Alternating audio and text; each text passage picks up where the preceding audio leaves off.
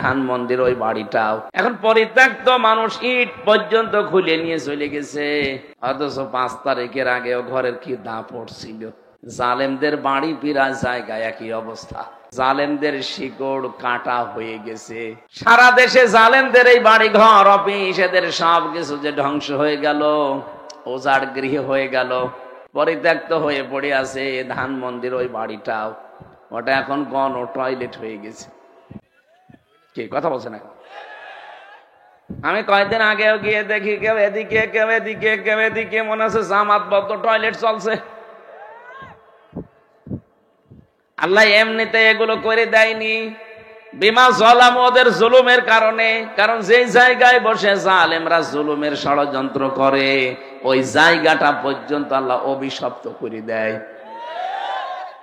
এদের এত বড় শিকড় আল্লাহ যদি কেটে দিতে পারে, কি শিকড় গেড়েছিল দেখেছেন আপনি? ইউনিয়নের চৌকিদার থেকে শুরু করে একেবারে সংসদ পর্যন্ত প্রতিটি জায়গায় জালেমদের লোক সেট করা ছিল। এটাকে আমি বানালাম, আমি নিজে দেখেছি। রিমান্ডে আমার এইভাবে অত্যাচার করেছিল, মনে হচ্ছে যে একেবারে সব ওর বাপ দাদার, কাউকে দুনিয়ায় মানে না।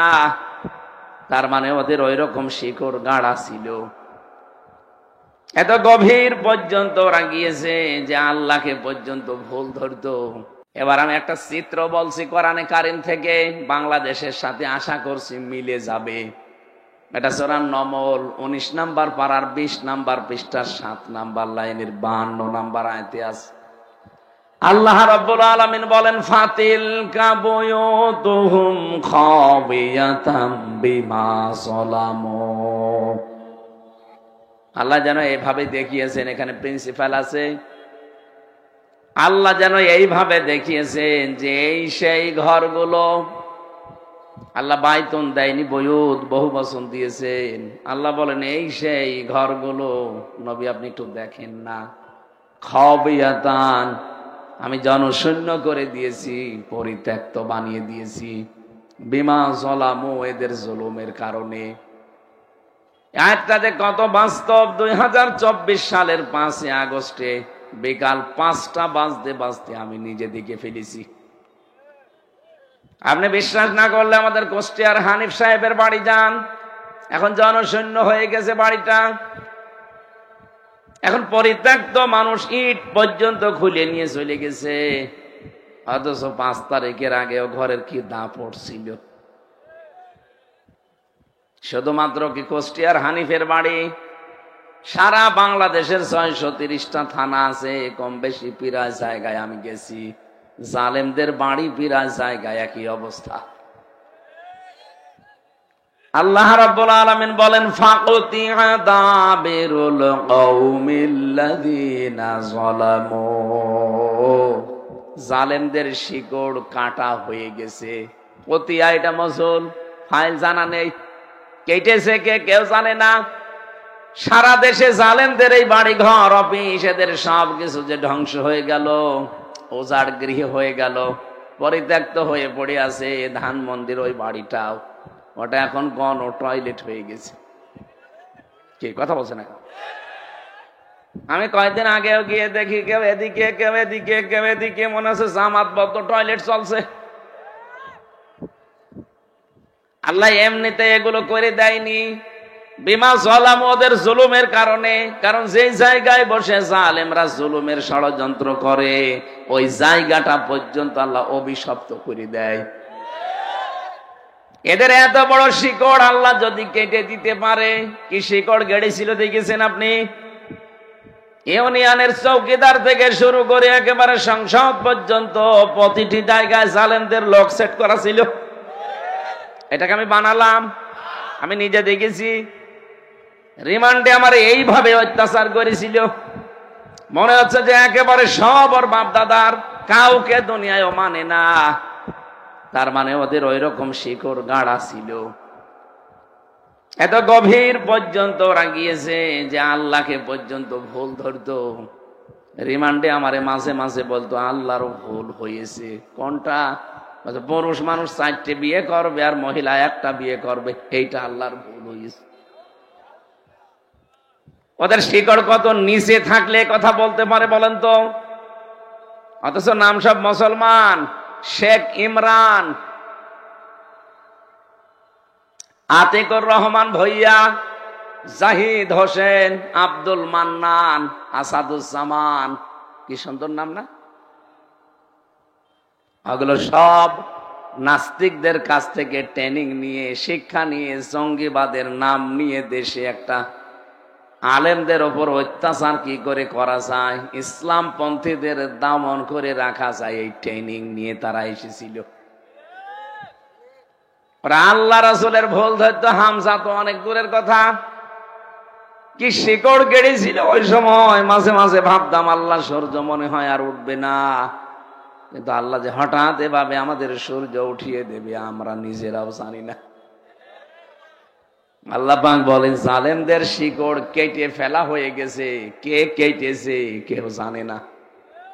হানিফের এই বাড়ি কে ভাঙলো এখনো পর্যন্ত কেউ জানে না, মনে হচ্ছে ফেরেশতা আবাবিল এসে পাঠিয়েছে। পায়খানার প্যান্ট পর্যন্ত খুলে নিয়ে চলে গেছে। তাহলে এ পর্যন্ত আল্লাহ তো শেষ করেননি, এর পরে আমাদের বিষয়, আমাদের জন্য আল্লাহ কি বলেন?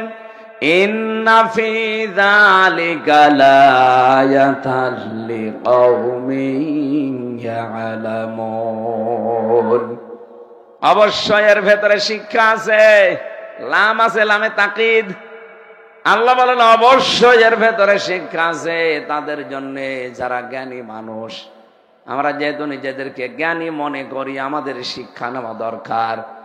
এদের এত বড় 15 বছরের শিকড় যদি আল্লাহ সব মূল উৎপাটন করে দিতে পারে, একেবারে শিকড় থেকে তুলে ফেলতে পারে, আপনি তাকান ওরা পরিচয় দেওয়ার মতো মুখ রাখে নাই। তাহলে আপনারা যারা অনেকে মনে করছেন সামনে আমরা চেয়ার পেলে দেখেন কি করি, কি করবেন এখনই তো আরম্ভ অনেকে করে দিয়েছেন। আগস্টের 5 তারিখের পরে অনেকের চরিত্র জনগণের কাছে প্রমাণিত হয়ে গেছে যে এরা থালা হাতে পায়নি তাই এই করে, থালা হাতে পেলেও কি করবে। আর গোয়েন্দা বিভাগ, প্রশাসন, আর্মি যারা আছে, আমি বহু মানুষের সাথে এখন কথা বলি, মিশি, দেখেছি। সাবধান থাকেন, আপনার কিন্তু সব দ্বারা পর্যবেক্ষণ করছে। আগস্টের 5 তারিখের পর থেকে এই ডিসেম্বরের 24-25 তারিখ চলছে আজ, এই 24 তারিখ পর্যন্ত সব কিছু কিন্তু ওদের নখদর্পণে আছে, কোন ফেরেশতা কোন জায়গায় কি করছে। নারায়ণগঞ্জের বন্দরে চাঁদাবাজি করো তুমি, গাইবান্ধার সাঘাটায় কাছে চাঁদাবাজি করো তুমি, কুষ্টিয়ার বড় বাজারে চাঁদাবাজি করো, কেউ জানে না, ওদের কাছে সব খবর চলে যাচ্ছে। ওরা দেখতেছে সামনে কে কি করে। দেখি এখন যদি আরম্ভ করো, সামনে তোমার হাতে দেশটা জনগণ দেবে না। দেবে কাদের কাছে? যারা এই ঘোষণা দিয়ে দিয়েছে যে ক্ষমতায় যদি ইসলাম যায়, সর্বপ্রথম এই দেশে বন্ধ হবে চাঁদাবাজি আর দুর্নীতি। আমিরে জামাত ডাক্তার শফিকুর রহমান উনি কয়েকদিন আগে ঘোষণা দিয়েছে, বাংলাদেশে আমরা যদি একজনও বেঁচে থাকি, এদেশে চাঁদাবাজি আমরা যেমন করি না, কাউকে করতেও দেব না। এটার পক্ষে দেশের মানুষ নেই। আর আপনি যা করছেন আপনার পক্ষে শয়তানকেও খুঁজে পাবেন না। কথা বলছেন এখন? এজন্য মোড় কিন্তু ঘুরতেছে, আপনারা চরিত্র পাল্টান। জালেমদের এত বড় শিকড় আল্লাহ যদি কেটে দিতে পারে, আপনি কোন মহারথী? ভাবতেছেন আমি উঠি দাঁড়ান কি করি, কি করবেন? যদি সত্যি আপনার এরকম মন মানসিকতা থাকে যে আমি ওদের মতো মেরে কেটে খাবো, 5 বছর পরে আপনার বাড়িও শ্মশান হয়ে যাবে। এই শিক্ষা আমরা এখন থেকে নেওয়া শুরু করি, নয়তো অনেক দেরি হয়ে যাচ্ছে।